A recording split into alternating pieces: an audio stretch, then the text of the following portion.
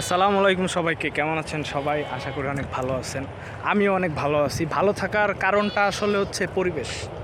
ইউসি আমার আশেপাশে যে ভিউ, ভালো না থাকে কোনো উপায় নাই।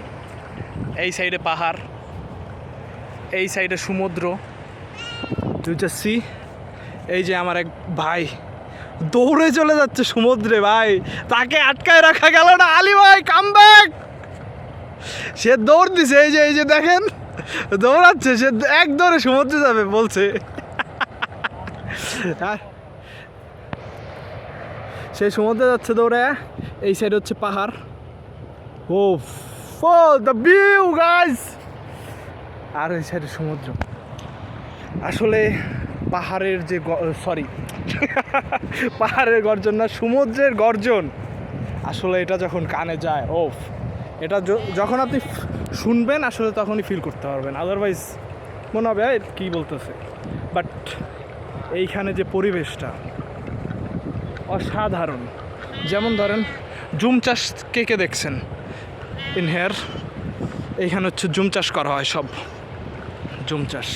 তো আমি এখন আছি পাহাড়ে, একটা পাহাড়ে আছি।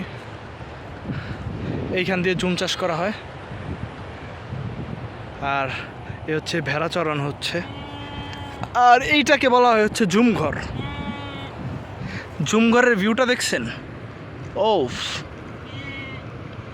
জুমঘর মিরাজ ভাই, এটাই জুমঘর। এ হচ্ছে জুমঘর। তো ভাই এখানে বসে আছে, বসেন একটা ছবি তুলি।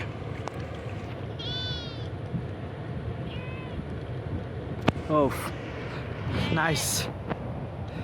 আর ওই দূরে দেখা যাচ্ছে ওরা বাস্কেটবল না ফুটবল খেলছে, ফুটবল মেবি। আসলে এখানে জীবনযাত্রা যাই বলেন না কেন, বাট ওরা সবচেয়ে সুখী মানুষ ভাই। ওদের মতো সুখী মানুষ নাই। ওদের ওদের ওদের কি বলবো ভাই, ওদের মনে যে একটা প্রশান্তি কাজ করে সব সময়। সাগরের ঢেউ, পাহাড়, হয়তো বা ওদের কাছে এগুলো এখন আর কিছু মনে হয় না, কারণ ওরা জন্মের পর থেকেই দেখতেছে এগুলো, পাহাড় সমুদ্র এগুলো দেখেই বড় হয়েছে ওরা।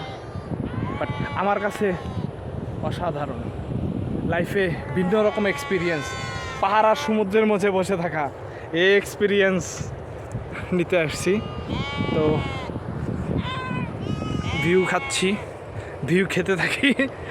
সবাই ভালো থাকবেন, আল্লাহ হাফেজ। অ্যান্ড সময় পেলে ঘুরতে চলে যান সবাই, কারণ ঘোরার ওপর কোনো ওষুধ নাই। কালকে রাত্রে কোথা থেকে একটা কথা শুনছিলাম, তোমার ভালো থাকা আর অসুখ হোক। কথাটা সুন্দর।